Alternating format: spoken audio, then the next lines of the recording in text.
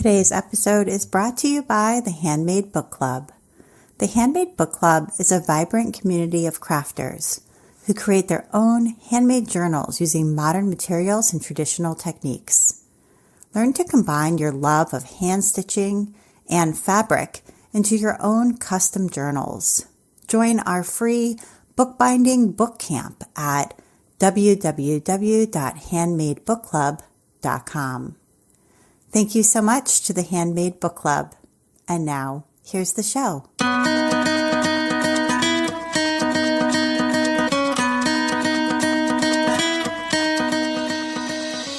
Welcome to episode 258 of the Craft Industry Alliance podcast. I'm Abby Glassenberg. Craft Industry Alliance is a community for craft professionals where you can strengthen your creative business, stay up to date on industry news, and build connections within our supportive trade association. Check it out at craftindustryalliance.org. Today on the show, we're talking about creating a sewing business with my guest, Jess Barrera. Jess is an author, designer, educator, and entrepreneur, and she's been creatively sewing and crafting since the age of 5. She studied entrepreneurship at the University of Wisconsin-Whitewater, and now operates her own sewing pattern and supply company, Sallie Tomato. Her innovative designs and products aim to attract the next generation of sewing enthusiasts while appealing to current makers. Aside from running a business, she's a mom of 2 boys, loves coffee and home decorating, boutique shopping, traveling, yoga, being outdoors, and is a fan of classic black and white movies. Jess Barrera, welcome. Thanks so much for having me, Abby. I'm excited to chat. I'm excited to chat with you as well. So before we sort of dig into your story, I wondered if you could just start with the obvious question, which is where the name Sallie Tomato came from. My guess is that people think your name is Sallie. Oh, all the time. And that's okay. At shows, I get called Sallie and things. Sallie is my middle name. And then tomato is a representation of a tomato pincushion for sewing.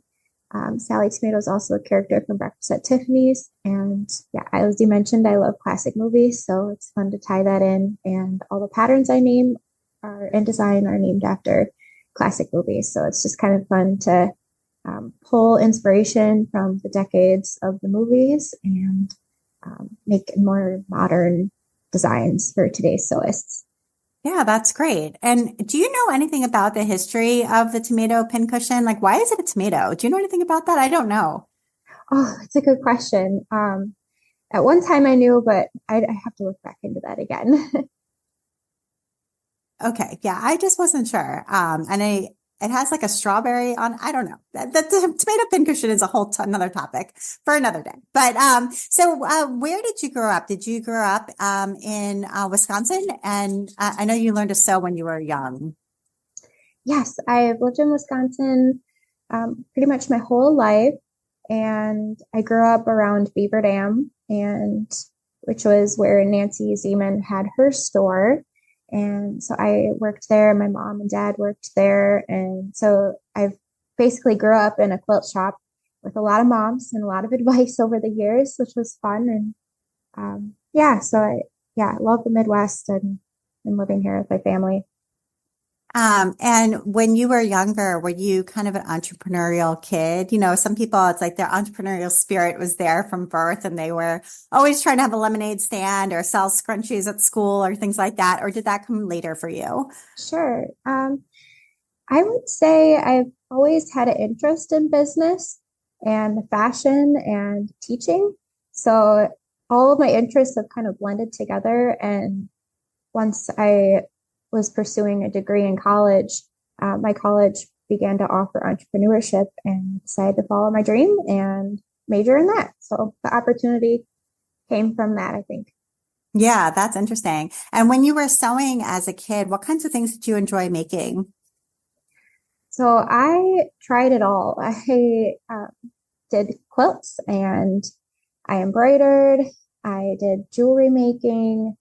I even did welding.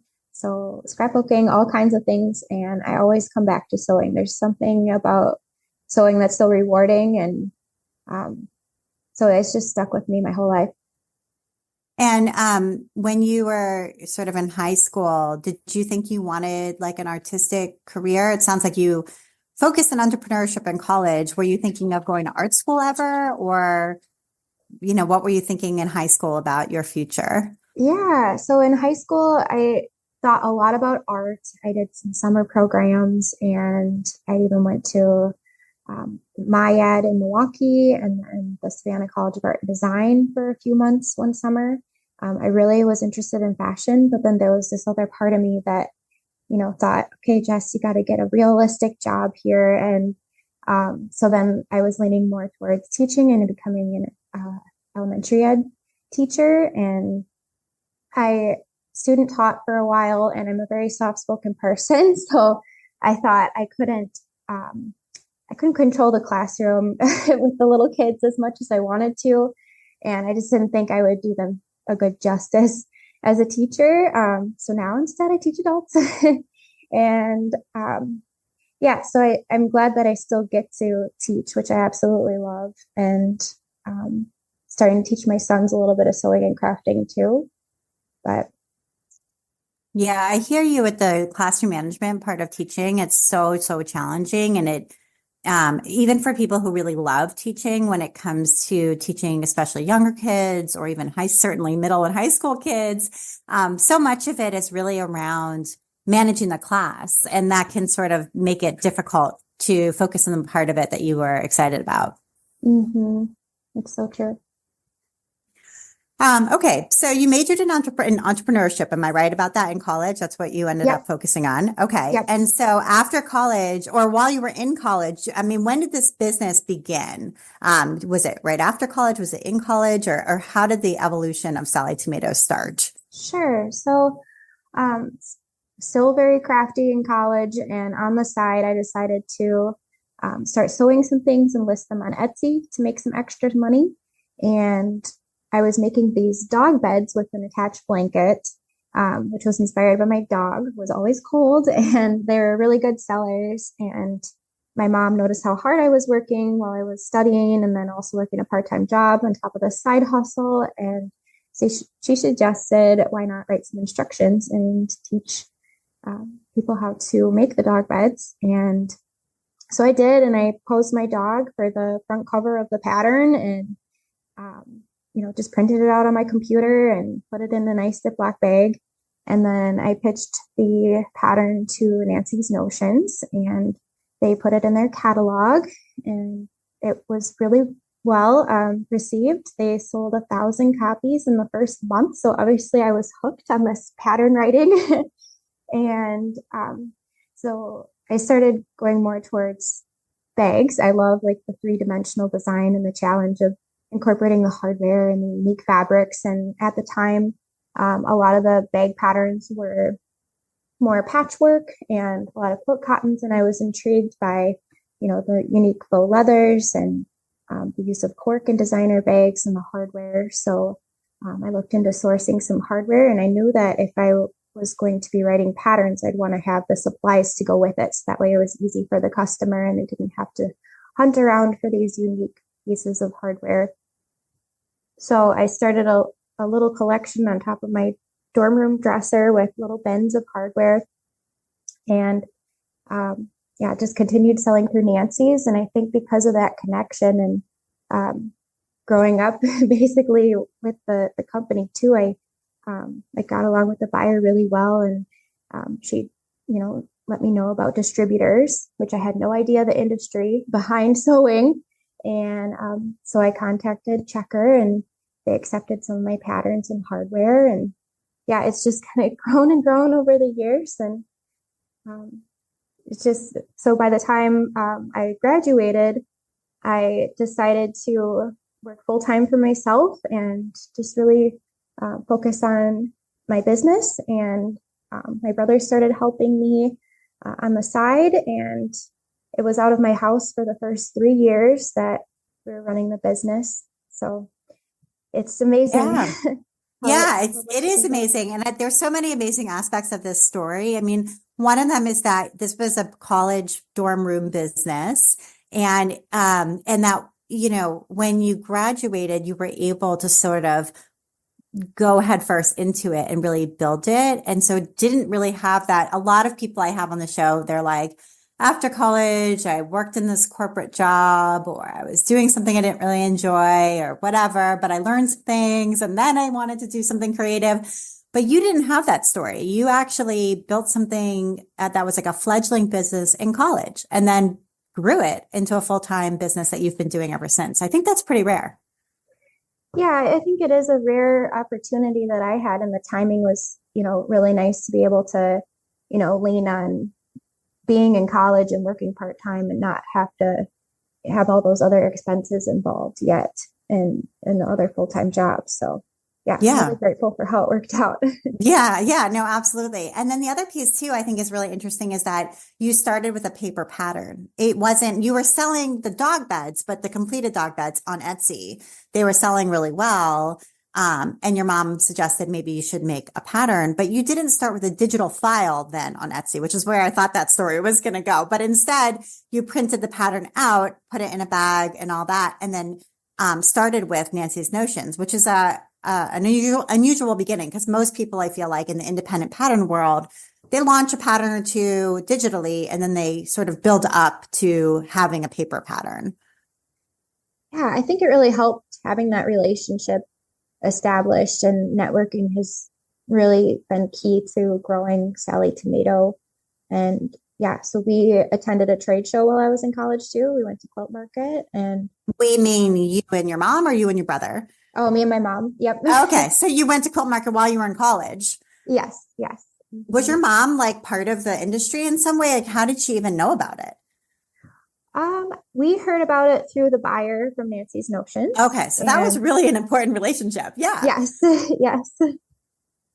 Mhm. Okay, so you and your mom went to Quilt Market during, and then made some new connections that way, and sort of learned about the industry. That's interesting. Yeah, and so going to shows and networking has been, it sounds like a really important part of building this business from the start.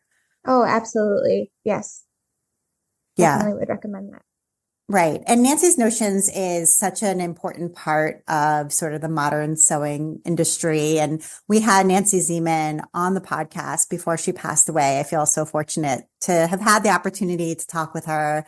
This was after she had sold the business, but Okay. it's still, it's now owned by Missouri Star and is still very much surviving and thriving. So that's really fabulous. And it is a Wisconsin, sort of homegrown brand. So really great that you were Absolutely. connected with them. Yeah. Mhm. Yeah, absolutely. Okay. So you had said you started with a dog bed. It's not what you do now. You said you were always interested in fashion. And I wondered whether bag design is specifically not kind of the patchwork kind of, quilting cotton bags, but instead more what I would call like fashion bags, like faux leathers and cork, as you mentioned, whether some of the appeal of that is the fashion side of it. Yeah, for sure. And we definitely now, and I also at the beginning have looked at, fashion trends in the runway to, pull inspiration with unique materials, into the patterns. But fashion design itself, I haven't dove into. I think it's a little intimidating with a lot of pattern pieces in there, and getting it to fit properly. So that's why I really like the bags, because of the specific unique shapes and trying to get those to fit.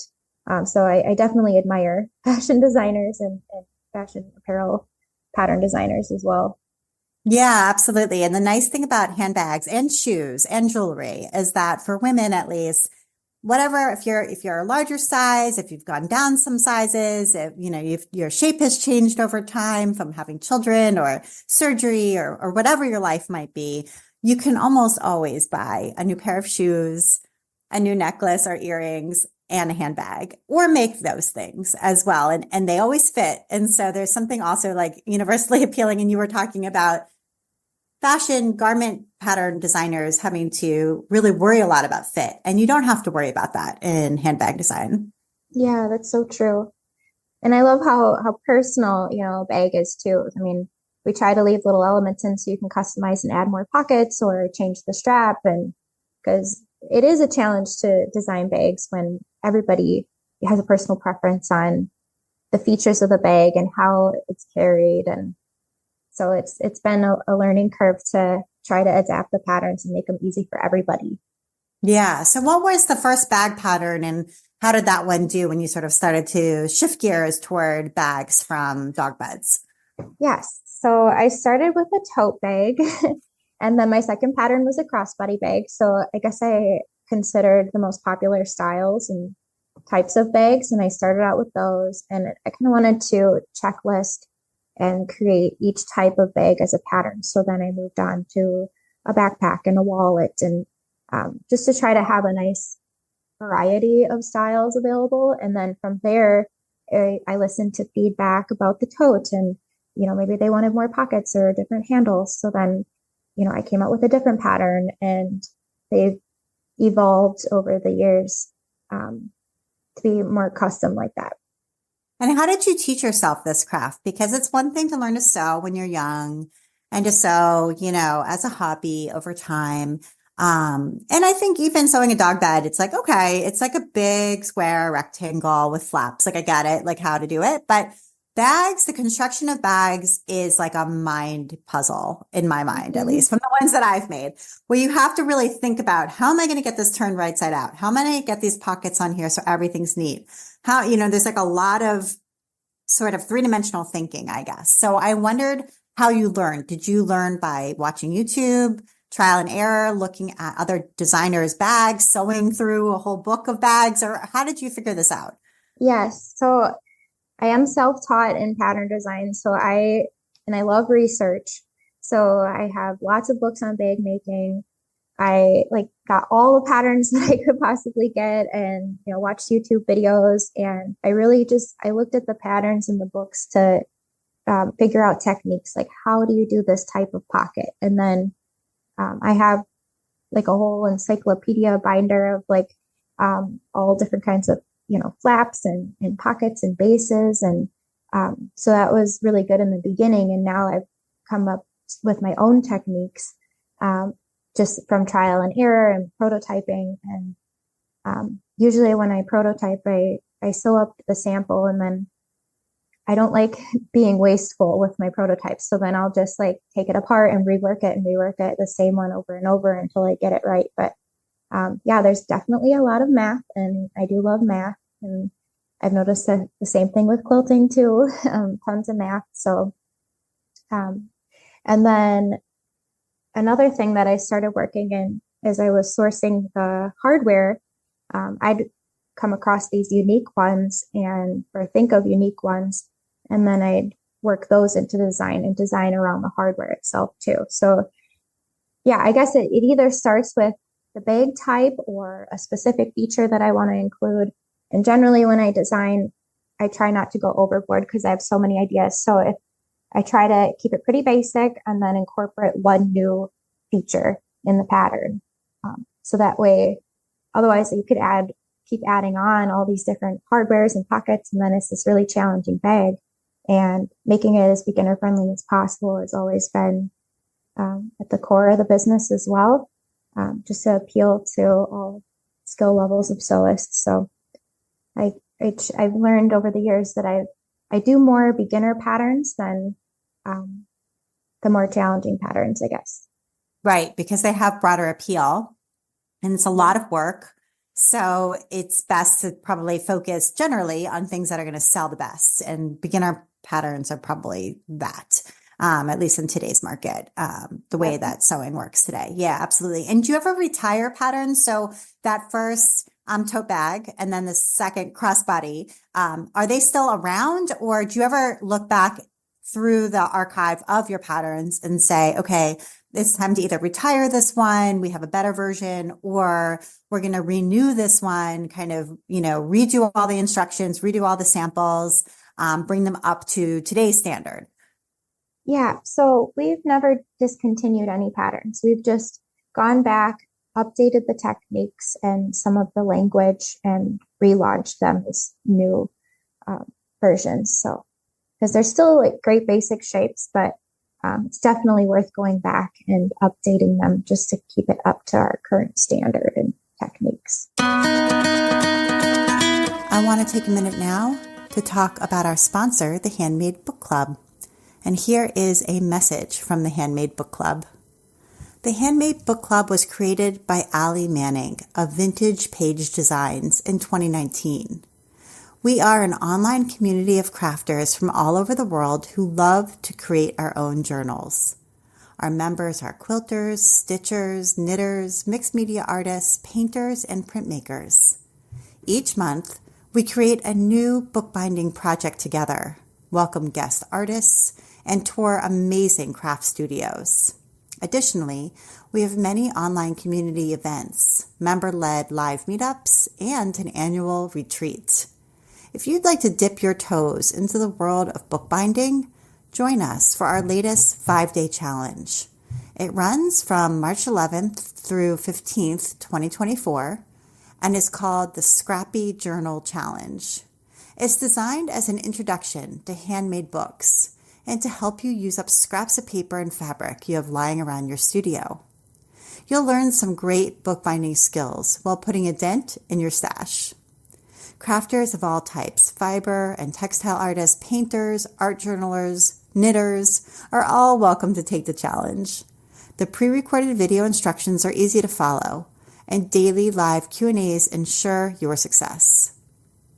Plus, you'll be joining an incredibly vibrant online book arts community that's filled with encouraging and inspiring artists and crafters from all over the world.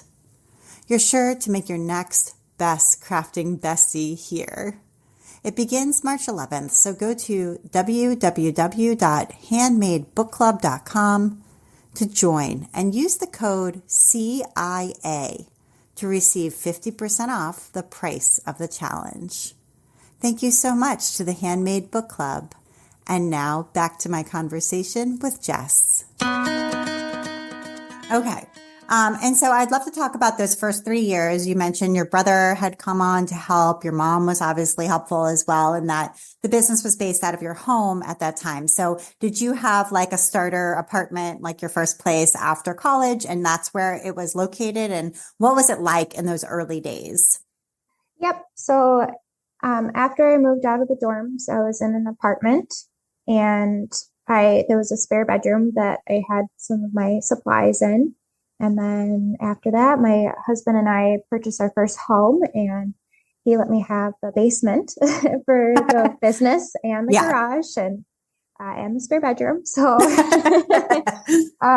he was very supportive. And that's when my brother started helping once we were at our house. So then once we found out we were going to have our first son, we had to move to a bigger home. And we moved closer to family, so then my mom could help a little bit more. And again, he let me have the garage and the basement and the den and the living room and part of the upstairs, and the business was everywhere. So then it was really time to separate the business from home at that point, especially with the baby on the way. So I rented a storefront downtown in the town that we were at to fulfill orders. And then for excess storage, we had purchased some shipping containers to put on our property. So we'd run back and forth. And I've kind of taken baby steps over the years and was always hesitant to invest in a big space. But we've really outgrown those two. So then we reached out to the city to see if there were any grants available for building a warehouse in our industrial park. And we're in a small town, which I think has helped as well, because I know a lot of local business owners, and the mayor, his wife is actually a customer of ours. So networking again and building those relationships locally helped with building our warehouse. So now everything is officially out of the house, and we have our office and our separate warehouse. And how did that change your relationship to the business, your feelings about the business, your mindset as a business owner? I think it's very different feeling when you have everything in your living space and you can just go Saturday night at midnight and do something, versus everything's in a warehouse that's not in your home. And in some ways, it's like working hours. You may have staff there you have to supervise or be in touch with. And so it's like, at the end of the workday, you leave. And in the beginning of the workday, you go there. And I imagine that internally, that shifts your sort of understanding of the business and your relationship to it.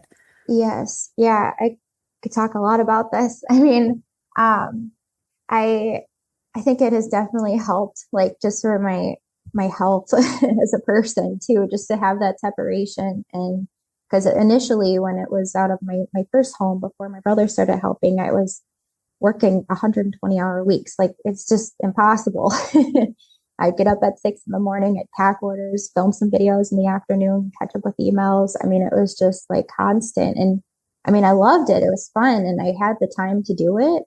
And, I utilized the best my time that I could. And so then, yeah, it was kind of scary to hire somebody at first too.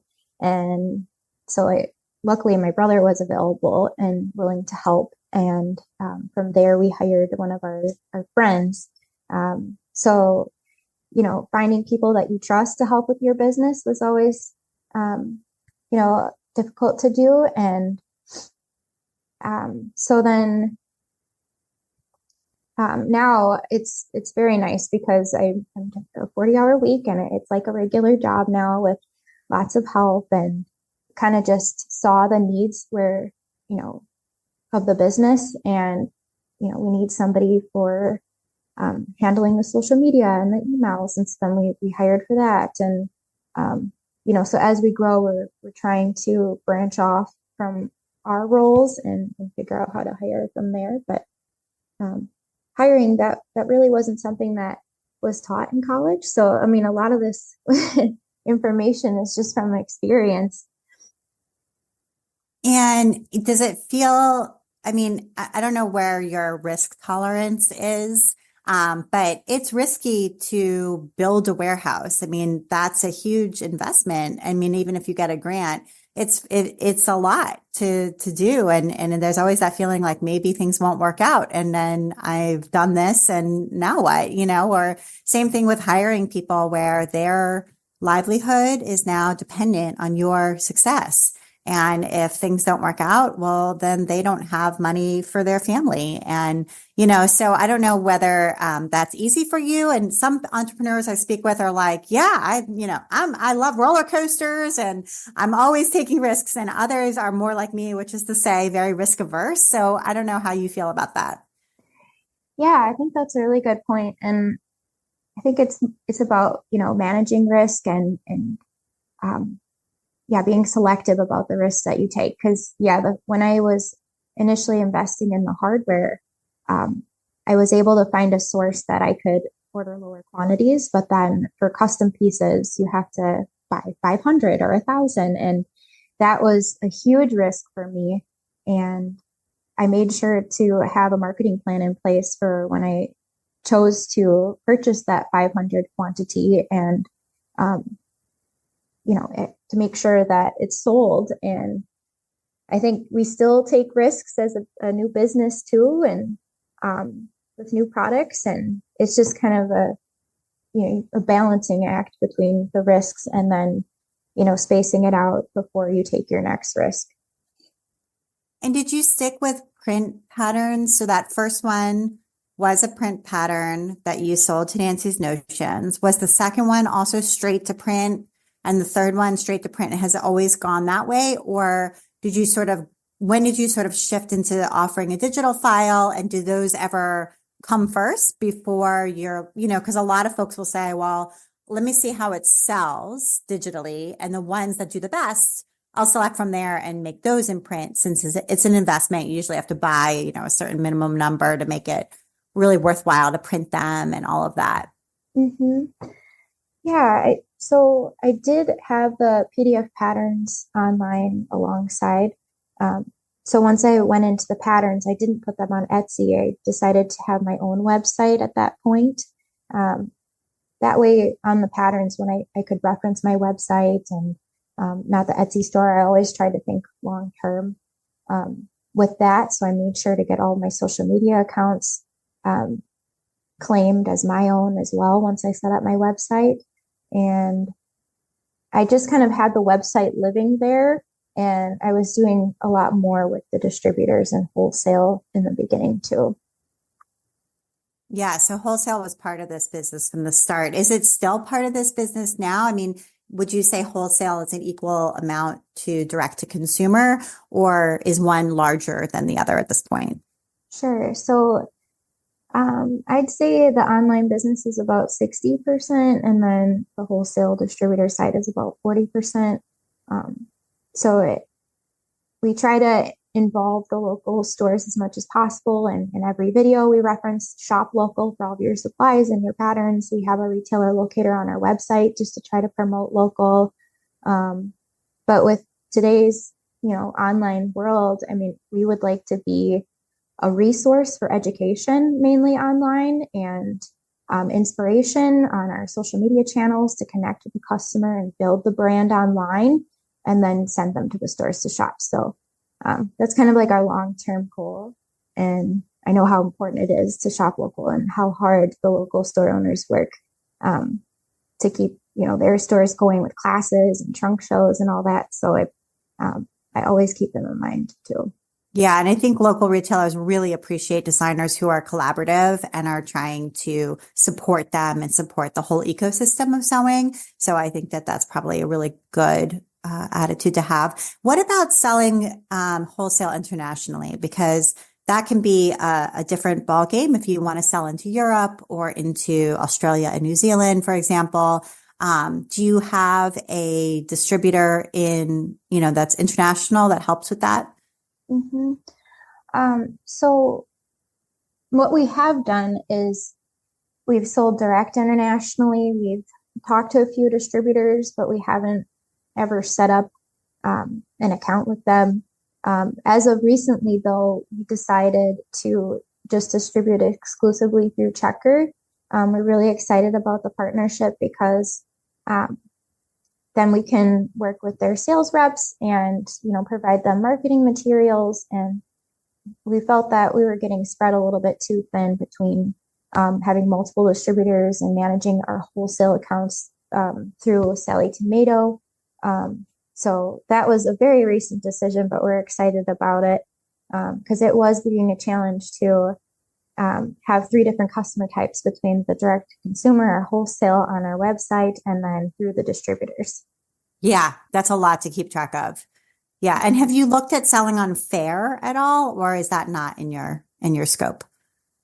We did for a while, but we're not going to anymore. Because that was a good resource for international sales. We did see quite a few from France and I think Sweden coming through there as well. So.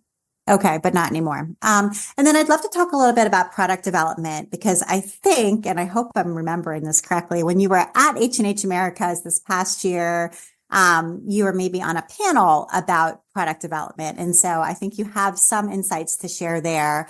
So have you developed some products that are exclusive to Sallie Tomato, maybe hardware or things like that? And how did that go at the beginning, and kind of what have you learned along the way with product development?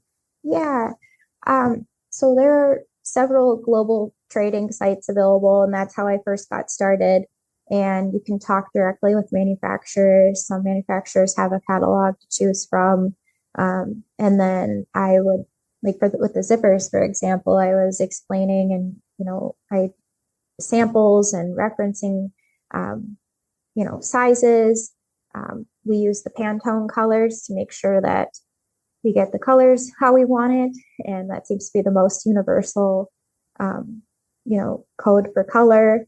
And I think one of the biggest challenges was the packaging and just communicating that, because I would get the raw materials in and then we would have to figure out the packaging, how to have it displayed nicely in a store. And so researching that was a challenge too, but it's a lot of testing and getting samples in and revising. And usually there's a language barrier too. So then it's really difficult to communicate, the changes sometimes, but it's a very long process. hmm Right. You can't be rushed. And have you learned certain things about packaging that work better than others? Maybe the packaging for some of the core products has evolved over time based on retailer feedback or returns or things like that. hmm we try to make sure that all of our packaging is recyclable. So our packaging hasn't changed a whole lot over the years. Um, the hardware specifically has changed. We used to just put it in Ziploc bags, and to protect it a little bit more, we now have it in like a plastic clam package. Okay. Yeah, and then with the fabrics, we always roll them for protections because you can't fold cork fabric or faux leather. It'll leave the creases in it. So yeah, certainly listening to the customer feedback was important and making some adjustments. And you really love cork and cork fabric. And I Yeah. wondered, I think cork is a pretty unusual fabric or material. I mean, I think bag makers love it. Not a ton of other sewists necessarily have it on hand. So maybe you can talk a little bit about the properties of cork and why you like it and how you use it in your designs. Okay. Yeah, so I would actually consider cork fabric a very beginner friendly material because you can leave it raw edge and don't have to add a lining if you don't want to. So it's been really popular for wallets that you sew all the pieces together and don't have to turn it right side out when you're done. So it is real cork. It's a thin layer of cork adhered to a fabric support backing, and can sew with it just on your home sewing machine. I always recommend a Microtex needle. Um, hmm so it's great because it has some nice body to it for the bottom of bags, and it'll wear better than um, like normal cotton or canvas would. So having it on the bottom and on the straps is really nice for accents. Since it is real cork and it takes a very long time to make, it is quite expensive. But since you only need a little bit usually, then it's worth the investment because you spend so much time making your project and um, you want to have those quality materials. Yeah. And does it just come in that cork color that we're thinking of, the sort of warm brown, or is cork now something that you can get in multiple colors or even with patterns printed on it? Oh, absolutely. So there you can get solid colors. We have a whole rainbow of colors, and then we've tried a variety of printing processes in sublimation and um, to get the ink and design printed onto corks. So we have a variety of corks. Um, and we've tested a variety of backings as well. So we've tested microsuede and canvas on the back and even burlap. So there's some really creative designs out now. Okay. And is there a specific bag design that has been a bestseller like over time? You know, the one that sort of, I feel like in most businesses, there's one pattern or one product that sort of really has been a long-term bestseller. Yes. So our Ferris fanny pack pattern is our most popular pattern. And I understand because it's so convenient and your hands free and it's just the right size for essentials. So we have a couple other fanny packs out now. And then second to that are the wallet patterns. And fanny packs have had a resurgence. I feel like now people wear them as a crossbody, Absolutely. which is And kind of great. yeah. Yeah, I love them. So, let's talk a little bit about trade shows. So, we mentioned that you were at H&H. You went to Quilt Market really early on. Tell us a little bit about your trade show strategy. Do you have a booth? Do you just walk the show? What are your goals when you're at a trade show? Do you go to multiple shows a year, or what is your strategy when it comes to going to trade shows? Yeah. So like I mentioned before, networking is super important to me. So making it around to all of the booths and talking to the other designers there as well, and possibly, figuring out if there's an opportunity for collaboration. So that's probably the number one thing. And then for the booth itself, it's always been a challenge. We choose to drive because our hardware and our fabrics, they all need to be displayed on some kind of wall fixture. So we've chosen to use grid wall. And it's not ideal to ship our things with them being so heavy. And so we have a trailer that we drive and do the setup and yeah, making sure that you have really nice signs with everything labeled and educational flyers along with to teach about your products is really important. Since we have so many products now, it's always a challenge to bring a little bit of everything.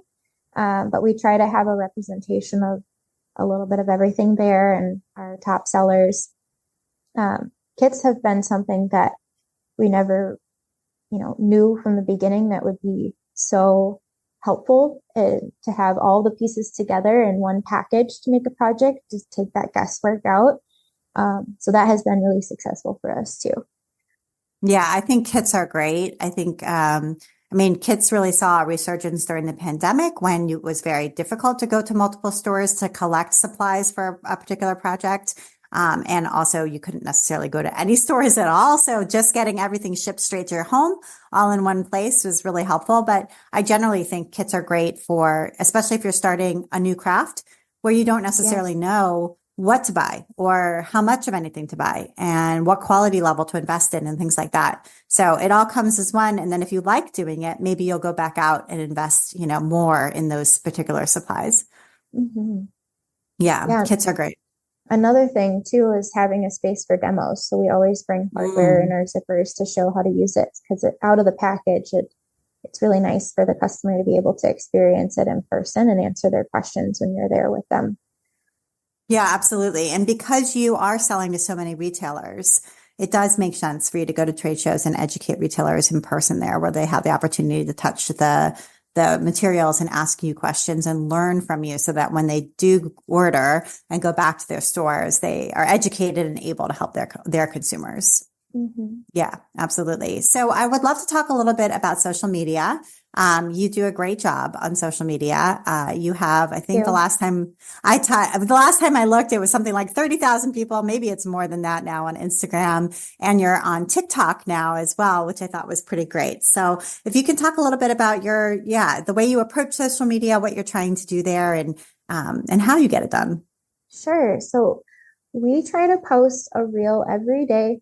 And with the algorithm, leaning more towards video content, we decided to invest our time into making the reels every day. We try to share behind the scenes as well. Each social media platform we allocate towards a different purpose, I guess. So then, we use Instagram as a tool to build relationships and share behind the scenes. And then Facebook has proved to, do better at selling. So then we post more sale information on Facebook, and then Pinterest is more tutorials. So yeah, we defined each of the platforms, and then because we have so many products, we decide, on Tuesdays we post about zippers, and Thursdays maybe we do a sewing tip on cork, and so we have it all outlined with a schedule just to make sure to hit on each topic every week as well.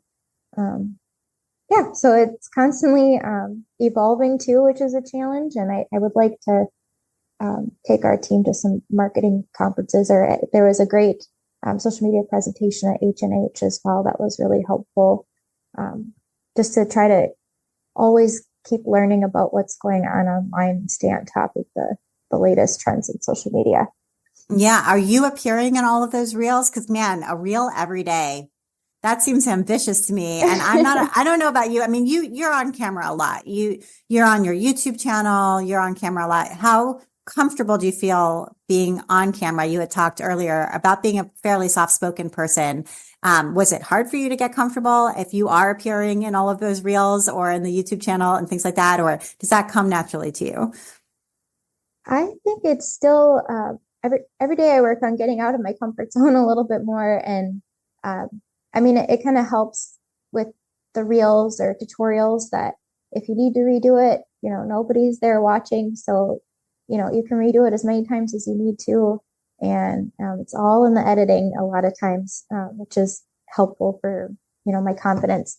But we do have a couple other team members that like to be in the reels, and we try to incorporate our team and have our audience connect with our entire team as well. but we usually batch content. So I'll take a day a week and create, the next 2 weeks of reels and Mhm. get them all edited and scheduled, which is really helpful.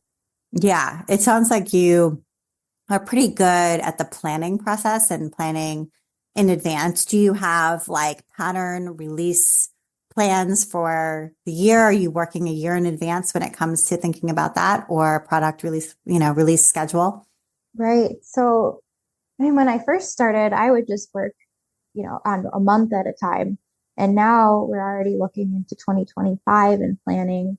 And I wish in some sense that it wasn't so planned out, because if, a new trend pops up or we get this idea, it's really hard it puts a strain on the entire team now to have to go all hands on deck to push out another idea. So we've really gone to, having a thorough marketing plan and, theming the month around, um, a theme or holiday or season is fun to do. And we love working in Google platform, where it's just really collaborative and lots of spreadsheets and collaborative documents and stuff like that to get it all planned out. And about how many people work for Sallie Tomato now, like overall? There's about 30 of us. That's amazing. I mean, congratulations to you. This was your college dorm room business, and now you have 30 employees. Like, that's incredible. So I just think, yeah, such an inspiring business story. And I would love to get your recommendations before it's time to end. And you wanted to recommend webbing for purse straps. I love webbing as well. I actually just bought some rainbow webbing, which is very cool. Oh, awesome.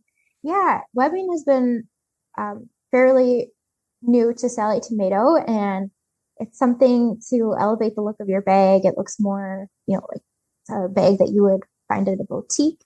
And it also saves time because you don't have to, use any interfacing or do any stitching to assemble the strap. Just can cut a piece and finish the edges and attach it to your bag. So yeah, it's and a really fun product. It comes in all different colors. It also comes in different materials and thicknesses. So you can really get custom there with what you want. Okay. And then you wanted to also recommend faux leather and new textures. Yes. So faux leather is really popular because of the price point, and there's some really neat textures that we've developed. We have a new weave, we have a shimmer, and then a more rugged, earthy looking texture as well. And all of them are tested to be able to work well on a home sewing machine. And so that's fun to develop those. And usually we have new ones come out every year. And so it's just fun to try. If you've never tried it, you could try it on a strap just to see how you like it. And that'll help with the durability of your bag as well. And these faux leathers are fabrics that you are developing and sourcing. So they're not things you can necessarily walk into Joann or something and buy. They're exclusive to you. Yes. Yep. We come up with the designs and the colors and work with the manufacturer to make them, produce them. Yeah, that's super cool. So people should definitely go check that out. And then you also wanted to recommend one more thing, which is painting landscapes. Yeah. So sometimes it's nice just to have a side craft for like a palette cleanser. And so I've been really drawn to painting lately, and especially with my sons. I'm very thankful that they like to craft with me and they really like to paint. So I'll set them up with a painting project, and then I'll be able to work on mine as well as they're being creative. And so it's kind of a nice palette cleanser between, bigger sewing projects and stuff. Yeah. And it's not business related, which is kind of nice. I feel like when you turn your, hobby, which is sort of what this was for you, into a business, it's difficult to then do that same craft as your hobby again. Yeah. And when I do have the opportunity to sew, since I've gone to a lot of operation, management of the business, and it's very special when I do get that time to be creative and work on content or a new sewing pattern. And I'm thinking that that's just a phase right now in the business. And then I would like to get back to more designing and more creative things with the business too. So Yeah, because how much time do you actually get to design and sew at this point? yeah, it sounds terrible, but usually I don't get to sew until the tutorials, and I film maybe every other week. So not as much as I would like to. And yeah, it's more just managing the team and working on social media and things like that. But Yeah. Right. You sort of transition into a CEO role. exactly. So Yeah. someday I'll get back into a Well, routine. I mean, I think there's a lot of creativity in that role as well. Mhm. If you can sort of see it that way and think about managing the business as a creative act, then it doesn't feel so much like you've gotten away from being creative, Yeah. hmm you know? So, well, Jess, this has been great. Thank you so much for taking the time to share your story on the Craft Industry Alliance podcast. Well, thank you for having me. I appreciate the opportunity, and I hope somebody's inspired by the story. Oh, absolutely. And you've been listening to the Craft Industry Alliance podcast. I'm Abby Glassenberg. Today's episode was brought to you by the Handmade Book Club. Don't forget to check out their free bookbinding bootcamp at www.handmadebookclub.com. And remember, you get 50% off their latest challenge using that code CIA. Thank you so much to the Handmade Book Club. Craft Industry Alliance is a community for craft professionals. When you become a member of Craft Industry Alliance, you get in-depth coverage of craft industry news, the opportunity to connect with fellow professionals for advice and support, and access to an educational library filled with ideas, tools, and resources to help you as you build your business. Join us at craftindustrｙalliance.org. Thank you so much, and I'll see you next time.